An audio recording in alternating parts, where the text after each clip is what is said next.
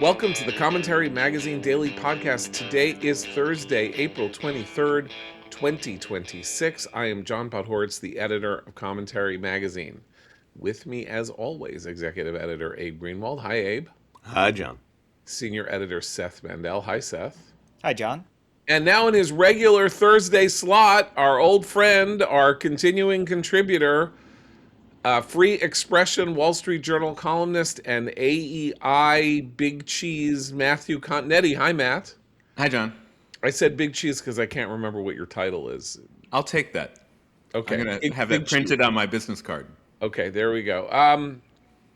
So Donald Trump this morning tweeted basically what we know, but is a rare thing for a president to say. Not that it's unusual for Trump to say things that presidents have never said before in public, that we really have no idea who's in charge in Iran, and that there are moderates whom he uses the word, he puts quotes around moderates and says they're not really moderate, and then there are the hardliners who are hardliners. These line up relatively precisely to the head of the Islamic Revolutionary Guard Corps as the hardliners, and the two politicians, the Speaker of the Speaker of the Parliament and the Prime Minister, who are the moderates, and nobody is in charge. And according to this really remarkable story in the New York Times this morning by the pretty remarkable reporter Farnaz Fasihi, basically the Ayatollah is surrounded by doctors who are holding guns at his head, and access to the Ayatollah, who is, of course, the supreme leader, very limited access. Surrounded mostly by a team of doctors and medical staff who are treating the injuries he sustained in the airstrikes. If this sounds to you like the plot of the movie Dave without the double, it seems to be kind of like that. He's gravely wounded. He's been gravely wounded for 6 or 7 weeks or something like that. And so he's in charge, but no one is in charge.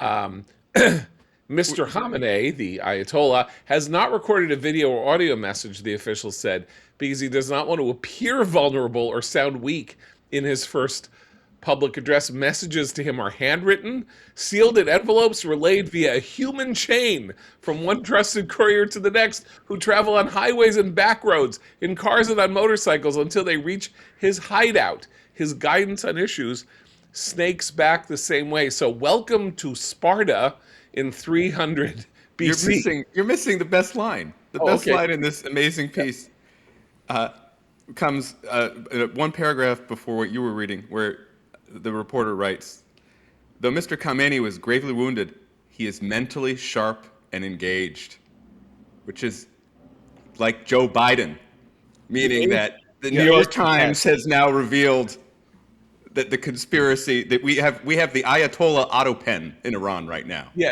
okay, fair enough. Or there will be no 25th Amendment on the Ayatollah. He's fine. Yeah, he's sitting in the backyard, with his son, saying, "And they will call a meeting, and at that meeting you will be assassinated." I mean, so he's being held hostage in some cave somewhere, with doctors surrounding him, with messages being delivered by courier pigeon, while a major war is going on. So he is the only legitimate leader of the country, in the sense of the country's defining legitimacy. And this, of course, does raise questions about whatever validity there is to any kind of negotiation that is likely or, possible to go on. But Mujtaba Khamenei, blink twice if it's a yes on the ceasefire. Oh, look, he blinked twice, says somebody who wants the ceasefire. No, he only blinked once, says the other person around the body who says he doesn't want a ceasefire. So, but it also raises questions, John, about the future of the stability of the regime. I mean, it can't function, obviously, for any extended period of time like this. It's a situation that has to change. To what extent is this going to become actively warring factions fighting it out for leadership? I think it's pretty clear, though, Abe, that if there is a fight, that it's probably the fight has already largely been won, which is to say that the IRGC has taken over. Fred Kagan, of course, said like the guys with guns win in a situation where there are guys with guns, and then there are other guys who don't have the guns. And as he and others have said, it's not as though the political leaders are not themselves veterans of the IRGC. They are. They were fighters in the IRGC in the 80s and 90s. They just moved off the direct involvement in the IRGC command in order to take political positions in the government. So it's not that they're, they're entirely outside of this system. It's just that the fight seems to be, do we try to trick the Americans at the negotiating table, or are we basically, do we need to show such incredible strength and resolve and iron will and determination that we just wait out the Americans until the Americans negotiate themselves into a position of withdrawal? What the missing element is the blockade, which is having real effects on Iran's economy. And the people with guns might be in charge, but what happens when the people with guns at the top of the food chain can't pay the people with guns at the bottom of the food chain? We seem to be a few weeks away from that happening. We're about 2 weeks away from Iran filling its storage capacity of energy, which means then that they're going to have to begin to cap the wells, which is economically devastating for the Iranian economy. I learned today that 51% of the oil exports go to paying the salaries of the Army and the IRGC. So if we're cutting off their oil exports, that means it's a matter of time before we're cutting off the main source of funding for the guys with guns. And that, of course, the blockade is just one part of the overall Operation Economic Fury that the administration is involved in. So when you can add that to the way in which the economic sanctions affect just the everyday Iranian, Iran imports gas, so that's not coming in. So gasoline powers the economy, but you're not going to have much of it. You already had the currency in, as close to hyperinflation as you can get. I mean, it's essentially worthless. Before the war, we had water shortages and electrical outages in Tehran. There was Peshkezian, the president, was saying that, maybe the Tehran residents will have to leave the city. And that was one of the reasons for the public protests that triggered, in many ways, this latest round of fighting. So I think the president can't fall for any diplomatic, rabbit's ear that the Iranians wave in his direction. Because right now, if he sticks with this blockade, even if he doesn't resume combat operations, which I would like him to do, he still has his kind of foot on the back of the Iranian regime. I think it is important to note that the economic condition that you're talking about, Matt, this is a very important thing. Like in January, the currency was worthless. It is now almost the end of April. So it's not just the guys with guns. Everybody in the country is playing with monopoly money that has no value in a situation in which all trade has essentially been stopped except for whatever can come over the border, in the north and to the east, through on trucks or whatever. Domestic production of domestic economic is probably largely stopped because A, bombings, and B, no one there is getting paid either. So you have the Iranian people already in a position of penury 3 months ago. And the only, as is always the case, the elite is always the last to feel the sting, and Operation Economic Fury is designed to bring the punishment that every individual Iranian is feeling to the elite, to the leadership, to the guys with guns, to the people for whom all this money has been reserved. And I think despite the incredibly bad polling numbers and despite the continuing game that is being played, where people who don't like this war say, "Oh, we're going to end up with the same deal as the Iran deal in 2015, only we will have done all this warring and for no purpose." The shift, the plan for us to blockade as opposed to their blockading appears to have been, I mean, I would call it a masterstroke, except that it was so obvious a thing to do, and that the Iranians, by saying we'll blockade the Strait of Hormuz, were, I think I've used this analogy before, were a little like, Bart in Blazing Saddles putting the gun to his own head and saying one move and Iran gets it. Iran needs the Strait of Hormuz open. It's conceivable the rest of the world needs the Strait of Hormuz open. We don't really need it open, but fine. We need worldwide shipping and the good working order of shipping and all of that. But somehow it never didn't occur to people who were saying, "Wow, what a great move Iran's made militarily to say we're going to control the strait," because they're choking themselves to death. Literally, by saying, we're ending free transit in Hormuz, and then we say, "Okay, we'll take you up on it. We're also going to end transit in Hormuz." They're the ones who are suffering the worst from it. I just want to make a note about this. When you mentioned the good working order of international shipping, I think one issue that will come out of this in the long run is this. This is all really shown a spotlight on these shadow fleets, which is not just an Iranian problem. It's something that's gotten out of hand in terms of the Russians and the Chinese. And it's the fact that these bad actors who do form this axis have been able to evade the kind of sanctions that we're always talking about putting on them and, quote, crippling their economies. That's a larger issue that needs to be dealt with after this. Because we now see the exposure of all the games going on, of the different flags and the false signals and the shipping and exchanging loads at sea and the rest of it. It's a larger issue if the U.S. is supposed to be the guarantor of these of open shipping. Can I make a point about the imposition of the blockade and how Trump unveiled it? It is another example of his kind of, if you're rubber, I'm glue strategy to all things, right? I mean, Trump is kind of a very, it's a very simple reaction mechanism.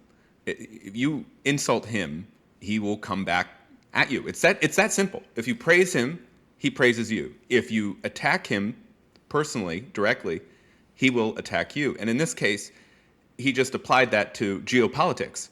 The Iranians said, "Oh, no, now we close the Strait of Hormuz." And he said, "Well, I'll close the Gulf of Oman.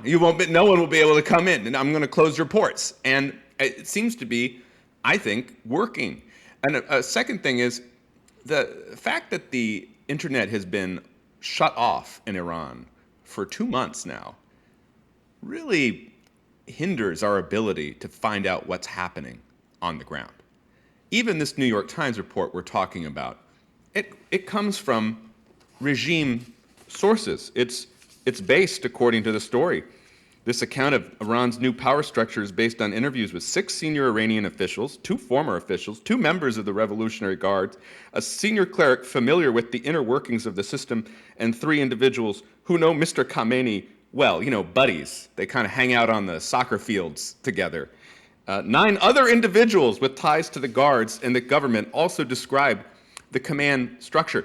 They all spoke on the condition they could not be identified because they were discussing sensitive matters of state. And, they're probably under U.S. sanction, and they're on the Israeli target list as well. So if you have your name in the New York Times, maybe you're going to move up on the list. This is the people from whom we're getting the information. So they're going to have the most ideological, most Iran-forward account of what's happening. All the images we get are from photographers that are allowed by the regime to operate in Tehran under the guard of the IRGC. So we have to kind of approach this news of, Iranian strength and the silly propaganda videos that they're putting out online with a great deal of skepticism. For ordinary Iranians, I think the situation was bad and it's growing worse, and it will be only a matter of time before they vent that frustration against their leaders, as they've done so often in the past. Yeah, I mean, we do have a Gaza Health Ministry problem, right?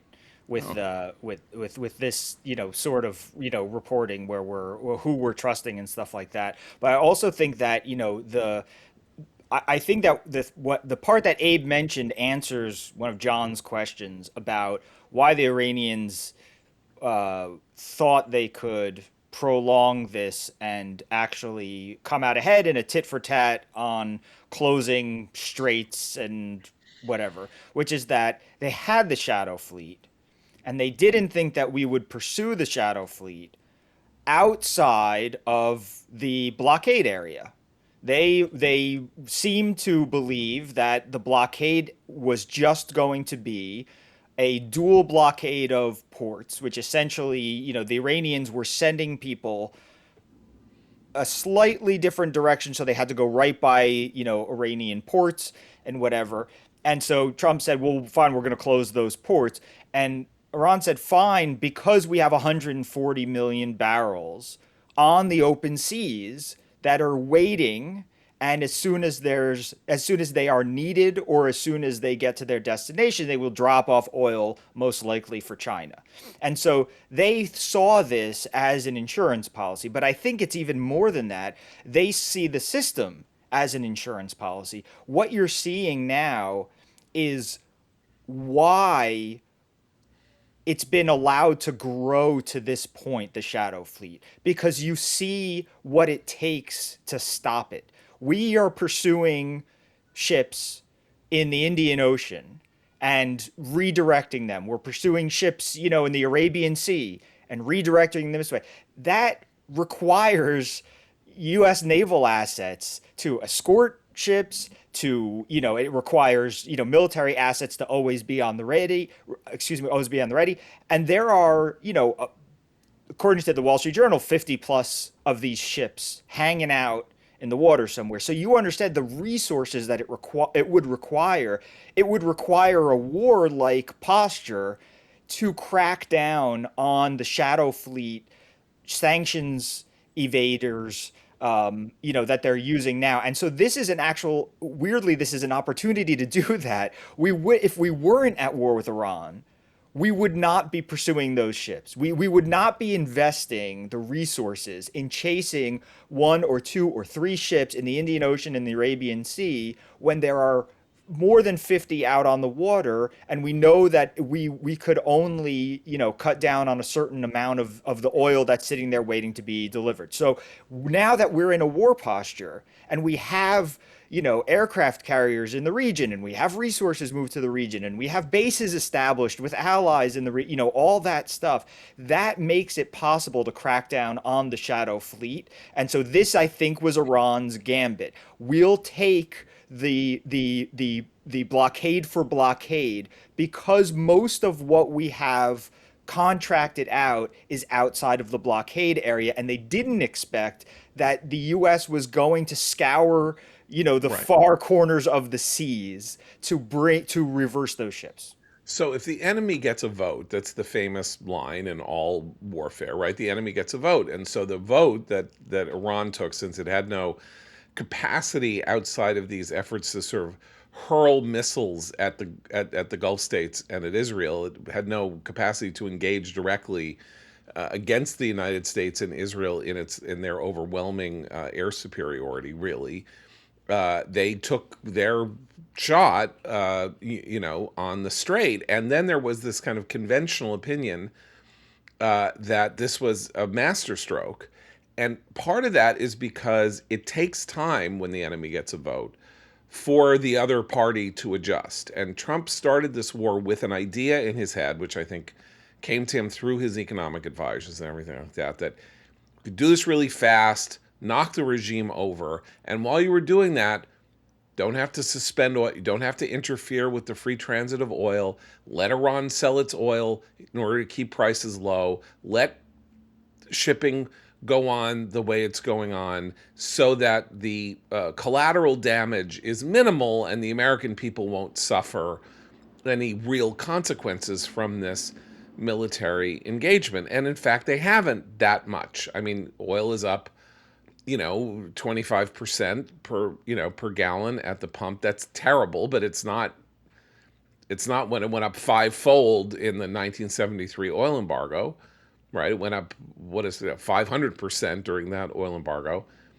But it turned out that was not a good strategy in the end, because we were not inflicting the kind of harm on the guys with guns, aside from blowing up their stuff, and we killed a lot of them, but we weren't inflicting the right kind of harm. And Trump had to get to the point in his own head where he was willing to say, okay, we are going to have a major disruption in the flow of oil on the planet Earth in order to win this war if Iran is going to play this game. But it took him 6 or 7 weeks to get there.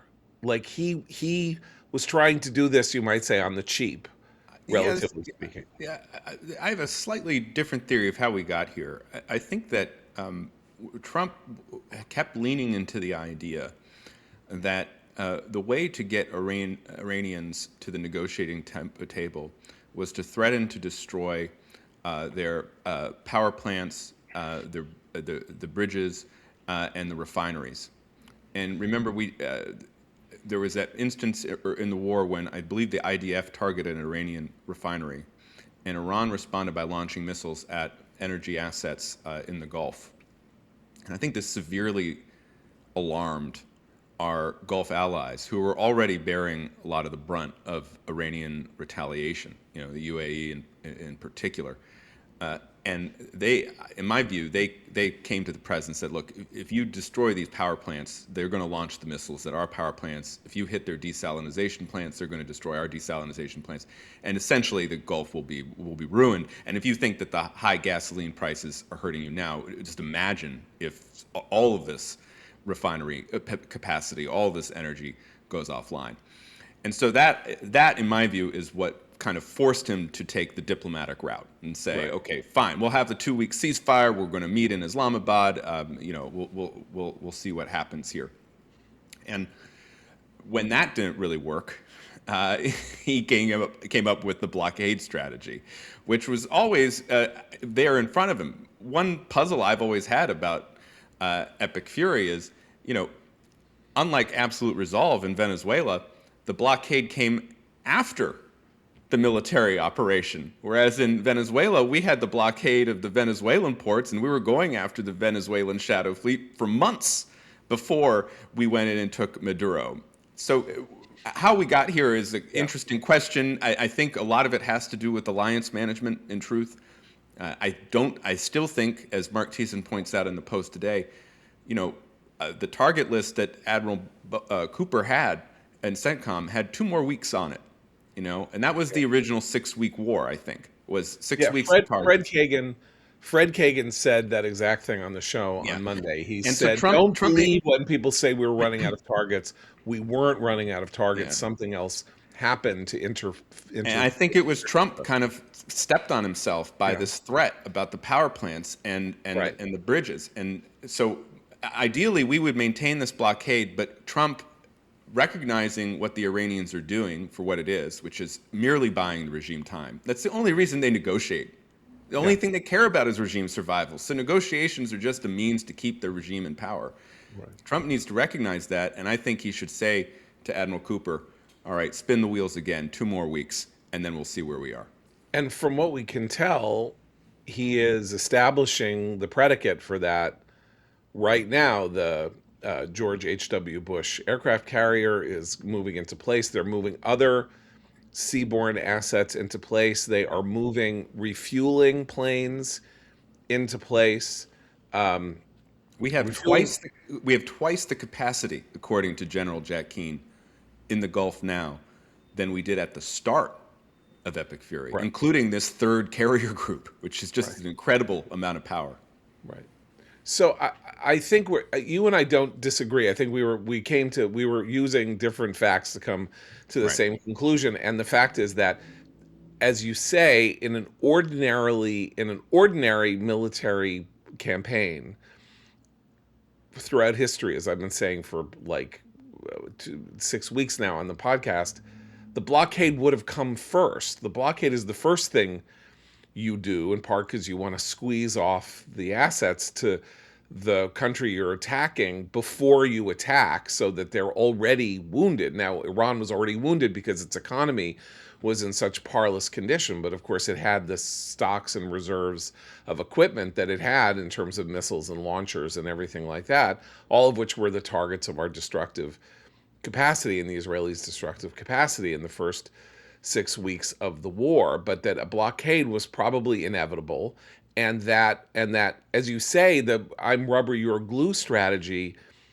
turned out to be twice as potent as it might have been had it been the first thing that we did. Because if it was the first thing that we did, it would have been, what are you doing? You're creating a worldwide oil crisis here. And obviously people are blaming us for everything that went on in the war, but it's a little hard to say that we started the blockading. We didn't start the blockading. They started the blockading, and then we opportunistically, as you might say, this war itself is all opportunistic in the sense that the position of the Iranians in January and early February was, we had harmed them grievously in the 12-day war. Their economy was collapsing. They were coming out into the streets in 90 cities. There was a domestic crisis was fomented.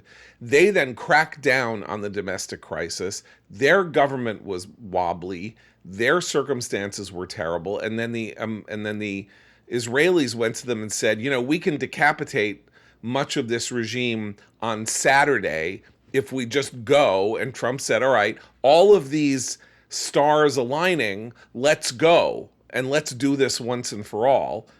And it wasn't like this was a 3-year plan to get the Iranians out, or that we've been wargaming it forever. That's part of the joke here, is people say, well, every time we did a war game, the Iranians closed the Straits of Hormuz, so we should have known that they were going to do it. Yeah, but no war game before it presumed that we were going to decapitate the regime, kill the sitting Ayatollah, kill 50 of the leading, and wipe out a third of their offensive military capability in one afternoon, pretty much. That wasn't in the war games.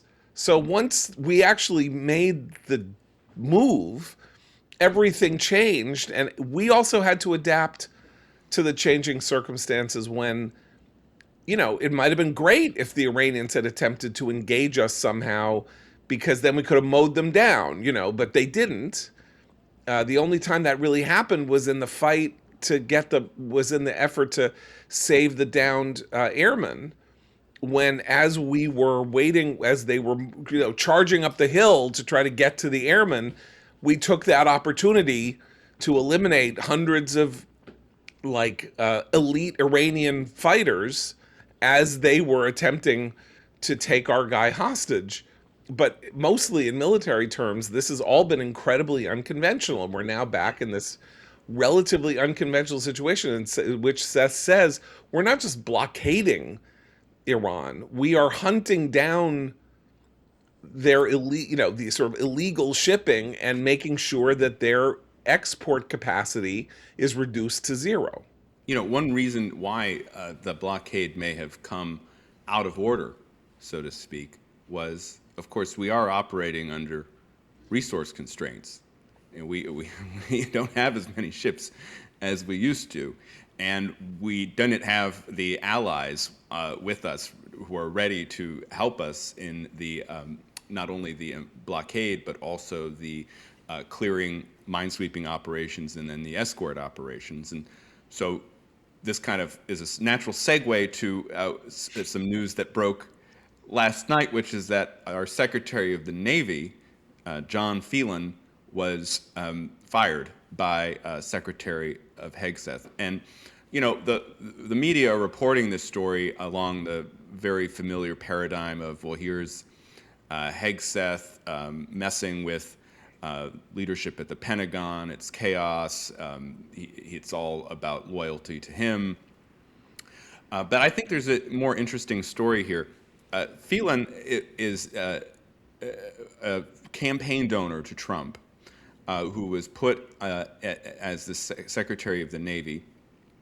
And there was a policy dispute, it seems to me, between Phelan, who had been talking about the Golden Fleet, really expanding our shipbuilding operations, which is a major part of the Trump administration's agenda, but focusing for him mainly on the surface fleet, and even talking about a new Trump-class battleship, whereas the Hegseth's team would prefer that we move our defense spending in the naval arena to kind of the assets that seem to be more and more important these days: subs, stealth, underwater submersible vehicles, right? So underwater drones, electronic and cyber. And the shipbuilding program, it doesn't seem to have been up to snuff. So that I would ascribe this firing to a policy dispute. But I also have to say, no one should feel really too bad for Phelan. He's a billionaire. He's married to a former Dallas Cowboys cheerleader, and they have one of the most impressive art collections in the country, in their homes in Palm Beach, Aspen, and Manhattan. This is a very important point to be made about the what happens when S gets real, or when things important really start to happen. So Trump takes Phelan, who literally has no military experience, from what I can tell. His career was largely confined to being the personal investor for Michael Dell, the sort of the PC billionaire. That he ran Michael Dell's money, and made a huge amount of money himself doing that and being his own kind of investor. He didn't go to the naval. He didn't go to the Naval Academy. Wasn't in uniform. Nothing like that. And so they were throwing around jobs. They gave him this job, and now the Navy is the most important thing on earth. And it's 2026, and looking at his resume and everything, if he's not equal to the task, he's not equal to it makes perfect sense that this is not the guy you need when you're involved in a major naval war, thousands of miles away, in the most important effort of the Trump presidency.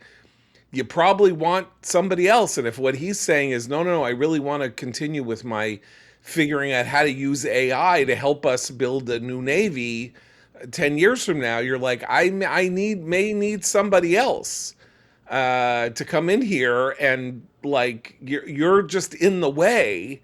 And it's not even that much of a gloss or a hit at Phelan to say, you're given a relatively ceremonial position. You have skills. They don't really line up with the skills you need to be the Secretary of the Navy during a war. And so it makes perfect sense that it's probably time for you to go and, leave Admiral Cooper alone. I've always thought that the more important than Secretary of the Navy is Assistant Secretary of the Navy, which was the job held by Theodore Roosevelt and Franklin Roosevelt. So that's the place you want to be. I think Jim Webb was also an Assistant Secretary of the Navy. John Lehman. Well, he was Secretary of the Navy. He was Secretary of the Navy, yeah. But he was Assistant. But now the assistant, who's now the acting Secretary of the Navy, is one of my favorite American politicians, Hung Cao, who is a Vietnamese American Marine who ran, sadly, unsuccessfully for Congress a few cycles back, and he is a hard-hitting hawk. He's a culture warrior, much more in, I think, the Hegseth mold. And so that's what we're going to have, at least for the time being. The larger So context. are you saying President Cow I'm just pointing it 2048? out there. I'm just asking. 2048, sitting there. I've been a big Nice. fan of his for a Yeah, long time. He's me very too. important, of course, in the Vietnamese American community, which came out strong for Trump in 2024. If you remember, when Trump visited the Eden Center in the 2024 campaign, that's a kind of an Asian American grocery and restaurant district in Northern Virginia. And Trump went to the Vietnamese restaurant, and as he was leaving, he turned to the patrons and said, "I love you, Vietnam." And Hung Cao was part of that visit. So yeah, so there's a lot going on. But first, they have to pass, more importantly, the Trump defense budget. And remember, this Trump defense budget request is for $1.5 trillion, the largest defense budget proposal ever. And I think what may have been happening under the surface between Hegseth and Phelan, in addition to some of the cultural stuff, was a fight about priorities. What type of Navy are we going to need in the future? And there is something to be said for just sheer quantity, because like we're talking about, if you want to have these kind of interdiction operations around the world, you're going to need the surface vessels in order to get the Marines so that they can rappel down onto the decks of the ships. But you're also going to need, I think, in our competition with China, a lot of submarines and a lot of USVs, a lot of submersible drones. I think that this politically poses an interesting problem, both for Democrats and Republicans, but mostly for Democrats, which is, I think it's fine and politically fine for Democrats to feel like they have a free hand to criticize this war and to say it's unnecessary and stupid and Trump is an idiot and all of that. The polling is bearing that out, that there's no cost, it turns out, to opposing this war, even if you're saying, well, you really should support the war while we are fighting it, like you're a patriotic American. We're beyond that. That's not what this country is like anymore. Our partisan divide is too bad. But I don't think they want to look like, I genuinely don't think they're going to want to look like they're pacifists. And this bill, which I assume most Democrats are going to oppose, could be a long-lasting poison in their system when they actually have to face voters, not individual senators really, but when 2028 rolls around. What world are they going to occupy in which they can move off far left-wing positions into something resembling a center when they keep moving every shift that is being made that we can see as a move toward the future is a move further to the left? And one of the places in which politicians have done this, Obama did it, Clinton did it, both Clintons did it, is I'm for all kinds of crazy liberal social policy, but where I'm going to try to appeal to the center is to say, I'm not going to let this country be weak. You did stupid thing. I'm tough. Here's where I'm tough. And the main way they did it for a long time was to say, I will never allow Iran to get a nuclear weapon. Well, that's now not going to be a talking point for them. But well, they also worked hard to recruit former military and right. Military members to Congress. And what has happened? What's been the result of that?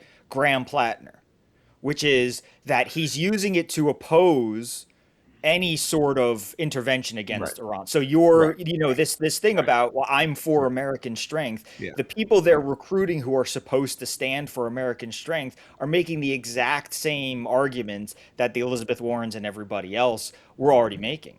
That is a very good point. And I think, look, I'm optimistic. I remain extremely optimistic that we are going to win this war and that it will be unavoidable. And you'll be able to say it was an unnecessary war if you want, but that America and Israel are going to win this war. And in 2028, that may not be a voting issue that will cause people to vote Republican. But if the Democratic Party is axiomatically pacifist after we win a war and opposed to spending on defense policies because Trump was a hawk and all of that, they're going to have trouble convincing people, in my view, who are on the fence that they can be trusted with national security, which is not the issue that it ever was before. It's much less of an issue, obviously, but it's not an issue, and with China rising and with the fears of AI and China's seeming to be possibly relatively more advanced in AI than we are, and stuff going on in Taiwan and all of that, they're going to have to at least make a show of being concerned with worldwide global security for the United States. And they're walking themselves into an alley with no exit if they keep going on this way. And the Trump defense budget is the first real moment at which the Republicans are going to get a talking point to say they voted against replenishing the stocks that we needed to replenish and to build the 21st military, particularly the Navy, that we need, and they can't be trusted to be president.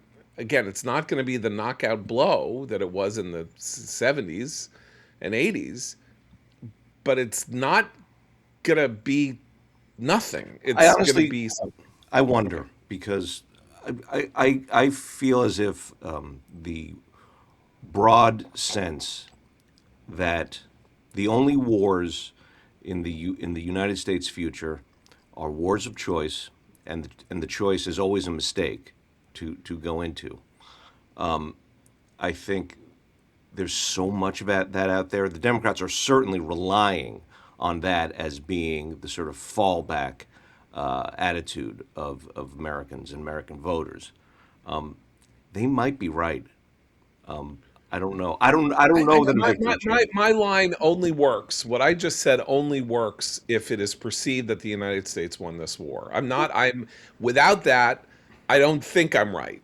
But well, I do think that, I mean, a lot depends on the outcome for sure. But the larger issue of, appropriateness for the office.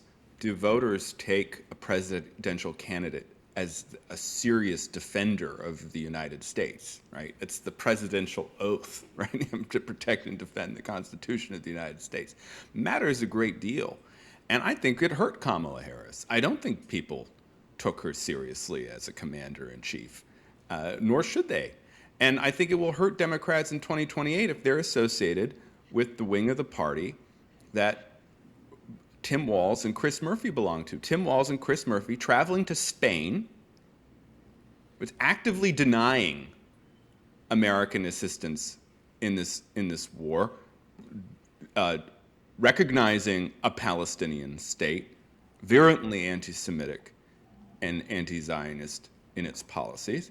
That's where Tim Walz, the former vice presidential candidate, current governor of Minnesota, and Chris Murphy, who's the leader of one of the leaders, it's a crowded field of the progressives in the Senate, they go and they address an international socialist conference. I mean, it didn't go by that name, but that's essentially what it was. And both of their speeches are lacerating criticisms of the commander-in-chief at a time of war. That is not the right strategy to have as a party at any time, because it will expose them to the charge that the Democratic Party, whoever the nominee might be in 2028, is weak on national security. And that has always been a problem for Democrats, and they're not doing anything to improve it. And it's important to note that Kamala Harris's candidacy in 2024 being an accident, that in 2016 and in 2020, Hillary Clinton ran as the most, I mean, not that she had a rival, she had Bernie Sanders as a rival, but they cleared the field for Hillary Clinton, and she ran as a hawk. And in 2019, Biden comes into the race and stays 10 points ahead all along the way because he looked like he wasn't a crazy leftist.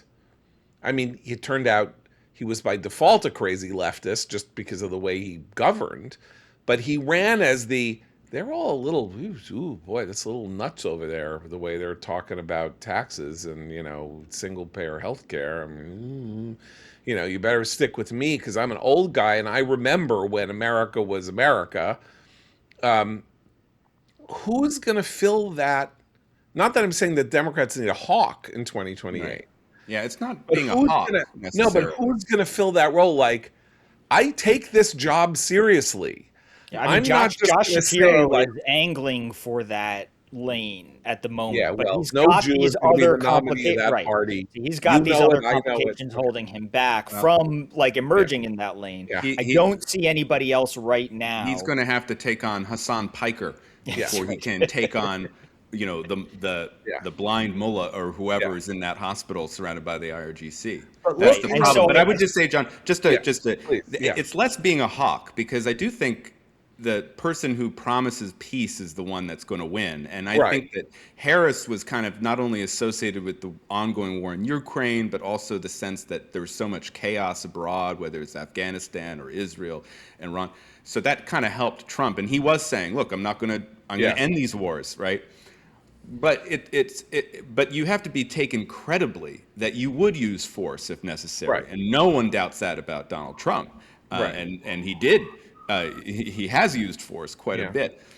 Who in 2028 on the Democrats you're going to have to we'll just have to see who right. emerges as someone that people say, oh yeah, I can see that person, that two-spirit, whatever, the BIPOC indigenous nominee, can we take them seriously on the issue of credible threat of force?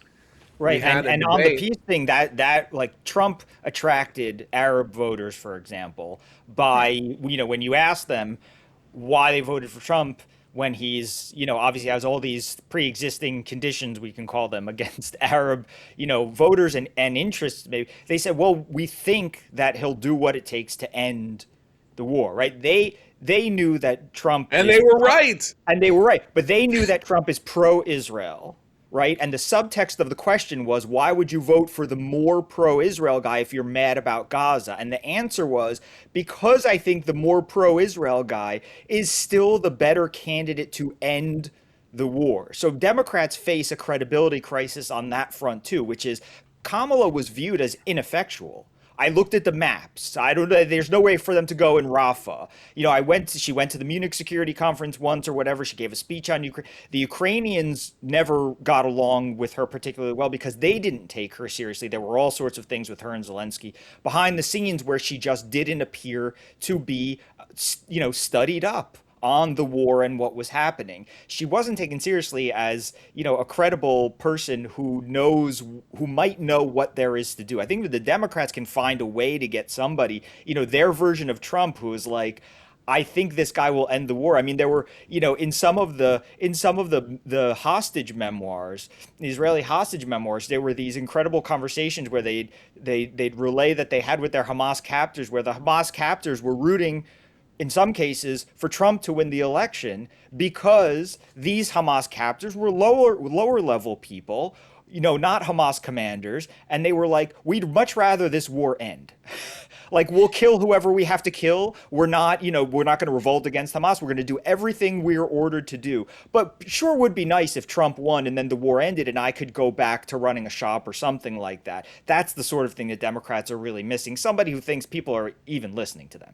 Okay, so the most important little shadow thing, because we're talking about Graham Plattner, we're talking about what Alyssa Slotkin, the senator from Michigan, who ran as a hawk, right? She was a CIA officer and blah, blah, blah, and all of that. And Abigail Spanberger, who was a fighter pilot, and Mickey Sherrill was a fighter. No, Mickey Sherrill was a fighter pilot. No, Abigail Spanberger worked in the CIA. I'm sorry, Abigail Spanberger was in the CIA, and this one was a fighter pilot, and that one was a, whatever. Okay. But there was a debate this week, the largest state in the country, gubernatorial debate, and what as just a picture of what the Democratic Party's candidates want to convey as they are going through this debate. Javier Becerra, the former Secretary of Health and Human Services, HHS, said that I basically said I would push back on the Trump administration on a reckless policy. What's that reckless policy? That drivers of trucks who do not speak English and may not be able to read road signs in English should be taken off the road. That would be discriminatory to take a truck driver off the road who can't read a road sign And there have been in English. several high-profile crashes and deaths Yeah, right. of American citizens by these illegal immigrant truck drivers who are functionally illiterate. Right. Now, why am I bringing this up? Because obviously it has nothing to do with nationals or anything like that. It is the incentive of serious Democratic candidates to go completely meshuggah trying to appeal to the Democratic base voter. And, one thing you might learn, given the success of Trump's immigration policies, not the ICE stuff, which is more controversial, but in general, is you might want to find a third lane to talk about some of this stuff if you're really gonna try to appeal to the broad mass of Americans. Now, Becerra's not trying to do that. He's trying to win a Democratic primary in California. I don't know that Latinos in California who are voters and not undocumented aliens themselves are all that thrilled with the idea that a truck driver, in charge of a gigantic 18-wheel vehicle that can wreak havoc and destruction, can't read a road sign. I don't know why sort of ethnic solidarity would outweigh the common sense that person should not have a driver's license, and likely doesn't, by the way, have a driver's license. But he thinks so. He thinks that's good for him. And that's always the question when you talk about how people run for office. Did Kristen Gillibrand, did these people who went like totally insane on trans issues and stuff like that in 2019, they thought they were doing that because they thought it was a good idea. They thought it was the best idea to appeal to Democratic voters. I don't know. It's like it was the deepest and closest and nearest thing to their hearts. They were trying to break out and have breakout moments, and they... Yeah. The irony in California is, since the California reform that was meant to block out Republicans mandates that the top two vote getters in the first round automatically advance to the general election. No matter their party. Yeah. So no matter their party. Party-free, jungle, everyone runs at once. Yeah. We still have the possibility that the two top vote getters, thanks to the fractured Democratic field, will be Republicans. Steve Hilton, the former Cameron advisor and former media personality, who's actually been the top vote getter consistently in all of these polls. No, we should say 21%. That's the top vote, but it's 21%. Yeah. And then I think he's Chad Sheriff Bianco? LaBianco, is that his name? Yeah, Bianco. Yeah. Bianco. Yeah, who he's a little bit harder edged than Steve, but he too is competitive. So Becerra got some attention. I don't think it will really help him because with Swalwell dropping out, some of the vote has moved to him and to Matt Mahan, who is the mayor of San Diego, I believe, who is Matt Mahan's the mayor of San Jose. Who is, as far as California Democrats go, is fairly sensible. Right. But anyway, the reason I only bring this up is to say that it's an interesting temperature gauge. These races this year are an interesting temperature gauge about whether or not the Democrats are going to be more like the Democrats in 92, which is to say they really have an opportunity here. They should be able to win the presidency in 2028. Trump will only have had 2 terms, but effectively he will have been the dominating politician in the United States for 12 years, and it will be time for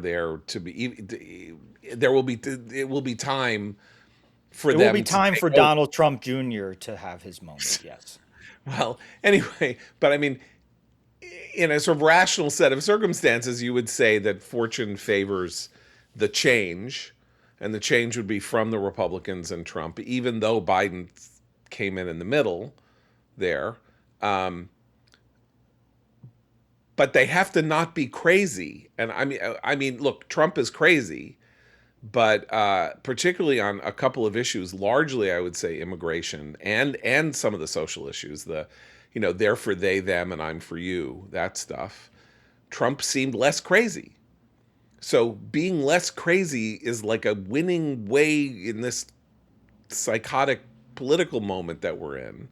And I just think that, and Matt, you wrote this column yesterday for Free Expression in the Wall Street Journal, which echoed a lot of stuff we talked about yesterday, also about anti-Semitism. That the anti-Semitism and the Democratic Party's moves in this direction against Israel and all of that, that may be a reflection of a gigantic change in the position of Jews in the Democratic Party and the perception of Israel in general. But they're crazy. Like Graham Plattner is crazy. He's not. Look, all things being considered, aid to Israel needs to be reexamined in light of some things, and they don't really need it, and we need to condition it, and all of that. That's not what we're talking about here, and that is not the threat to the Democrats. Look, and it's why the Democratic brand is still less popular than the GOP and Trump. I mean, Yep. part of it is Democrats who would like their party to be even crazier than it is. But Yeah. another part of that low approval are people who are like, this is not the direction that we want the country to go in, even if we're willing, in many cases, to vote for Democrats in order to stop the Trump agenda. I'm also very struck by the fact that when you look at the people, everyone thinks it's a lead pipe cinch that the Democrats are going to win the House, and I would align myself with that idea. But the bean can people who are like going district by district by district, the margin that they are now suggesting that Democrats will take the House by is way smaller than the margin of the victories that Republicans scored in the middle of incredibly controversial Democratic administrations. Or I mean, even Democratic performance in 2018. right, exactly. We're talking about 13 right now. We're talking about somewhere like 15 seats, a gain of 15 seats, because right now I think Republicans have a majority of 2 or something with deaths and various. Maybe now it's 3. I don't know, but the gain seems to be that Democrats will end up around 228, which would be a net gain of 13. That's not 63, which was the Republican number in 2010. It's not 52, which was the Republican number in 1994, and it's not 40, which was the Democratic number in 2018. It's much more. It's like the 2022 midterm, Yeah, where that red wave we didn't all happen. Yeah, forecasted, including me, yeah, turned into the red trickle. yeah. So I just think that's really interesting that Democrats, with Trump in the 30s, if he is in the 30s, let's take the RCP average and say he's at 40, with the war being unpopular, with all kinds of dissatisfactions and the numbers of dissatisfactions, Democrats and Republicans at this point in those polling cycles, Republicans would poll over 10, 12 points generically.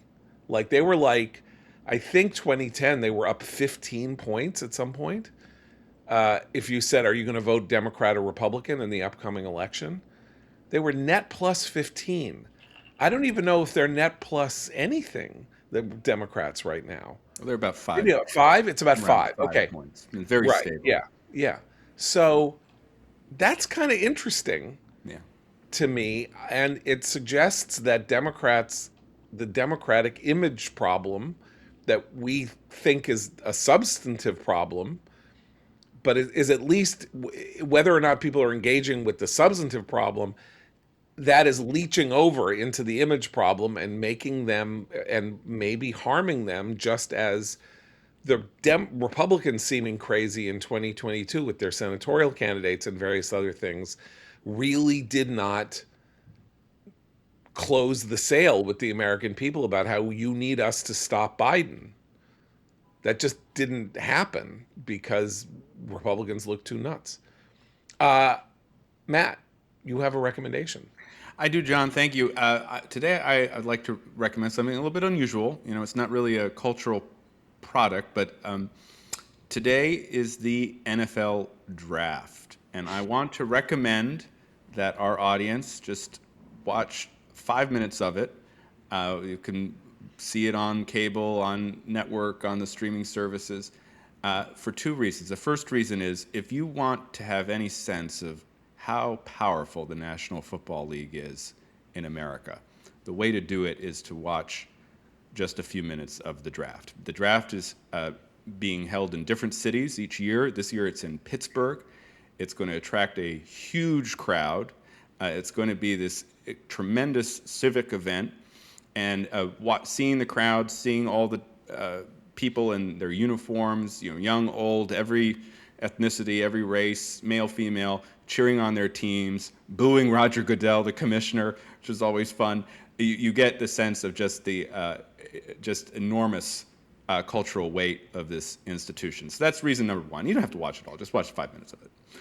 And the second reason to watch it is for the likely number one draft pick, and that is one of my favorite Americans, former Indiana University quarterback Fernando Mendoza, Heisman Trophy winner, led the IU to an undefeated season culminating in that fantastic national championship. But more importantly, someone designed Fernando in a lab to appeal to Matt Continetti because he is always happy. He is always thanking God. He's extremely devout Catholic.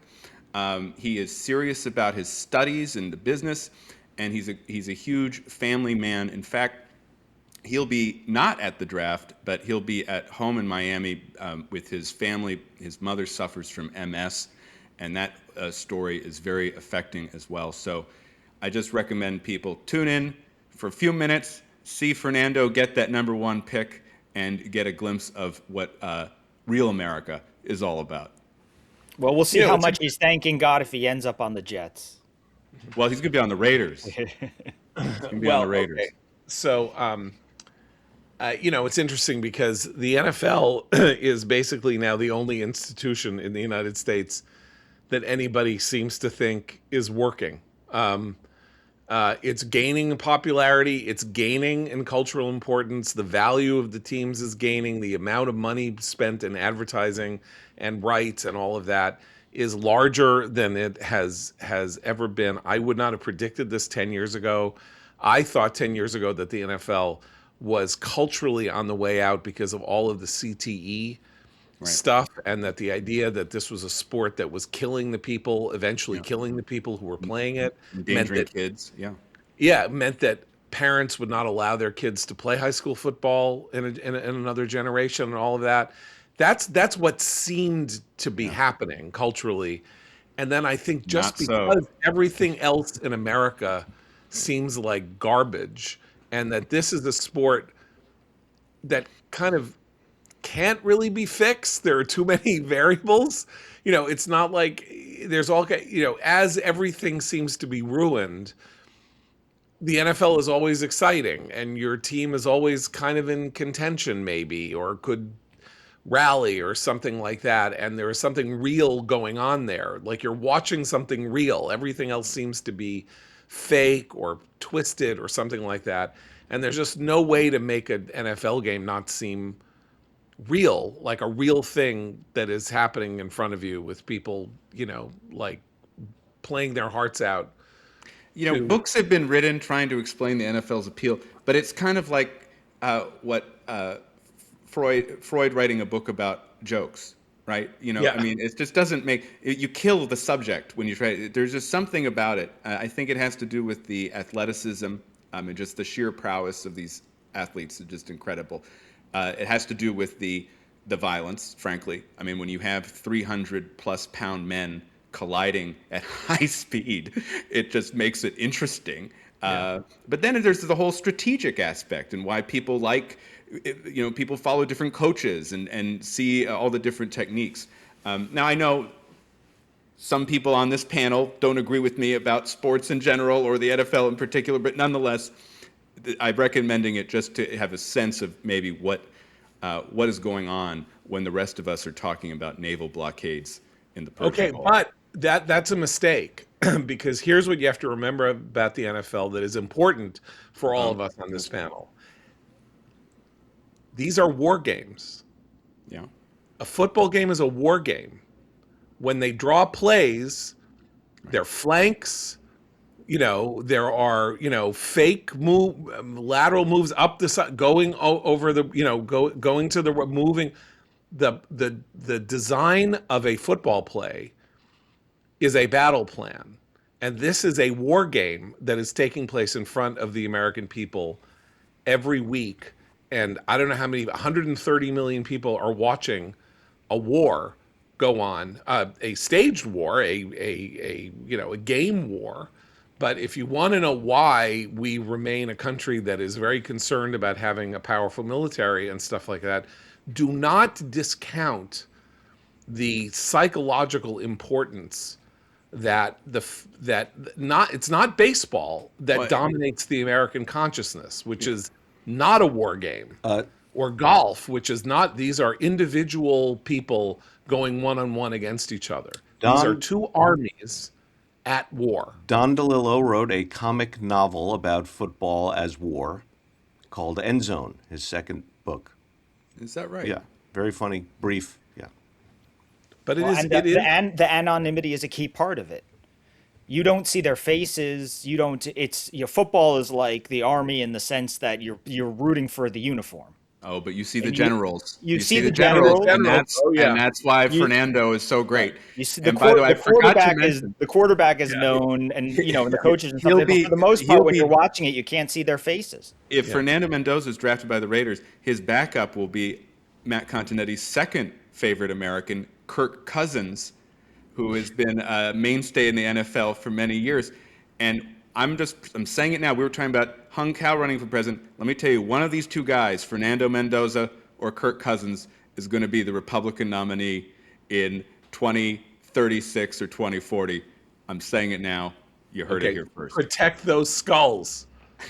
They need very good defensive line. They need very good offensive lines to protect them, because 6 or 7 sacks a game over 10 years is not going to lead to a good political result, as Herschel Walker's career, I think, quite plainly demonstrates. I'll be happy to advise them on policy, John. Okay, there we go. And so you will. We will be back tomorrow for Abe, Seth, and Matt. I'm John Podhoretz. Keep the candle burning.